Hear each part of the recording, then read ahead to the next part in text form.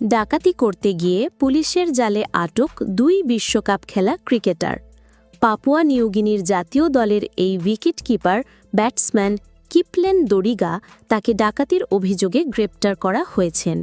তিনি ২০২১ ও ২০২৪ সালের টি-20 বিশ্বকাপ এবং ২০২৭ ওয়ানডে বিশ্বকাপের বাছাই পর্বের খেলায় অংশ নিয়েছেন। ক্রিকেট বিষয়ক জনপ্রিয় এক ওয়েবসাইট ক্রিকবাজ তারা জানায়, সম্প্রতি ব্রিটেনের অধীন স্বায়ত্তশাসিত অঞ্চল জার্সিতে চ্যালেঞ্জ লিগের দ্বিতীয় রাউন্ডে একটি খেলায় খেলতে যান দরিগা।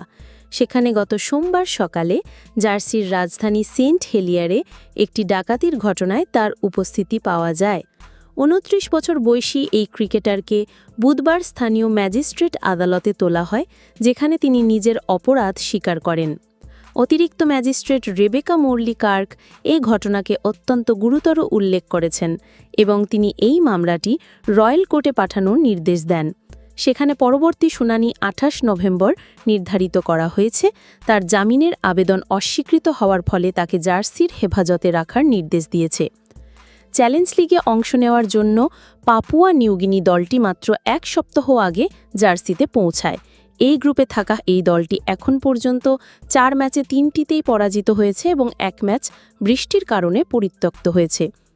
দরিগা প্রথম ২ ম্যাচেই প্রথম একাদশেই ছিলেন। তিনি ডেনমার্কের বিপক্ষে করেন ৬৮ রান, কুয়েতের বিপক্ষে করেন ১২। এর পরদিনই তিনি ডাকাতির ঘটনায় জড়িয়ে পড়েন।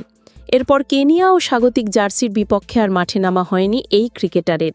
আগামীকাল কাতারের বিপক্ষে দলের শেষ ম্যাচেও তার অংশ নেওয়ার সম্ভাবনা একেবারেই নেই।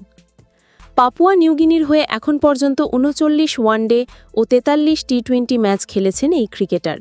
আন্তর্জাতিক ক্যারিয়ারে তার মোট সংগ্রহ ১০৮৯ রান এবং ৪৭টি ক্যাচ ও ১১টি স্টাম্পিং। এখন দেখার বিষয় এই সমস্যা কাটিয়ে আবার কবে মাঠে নামে এই ক্রিকেটার।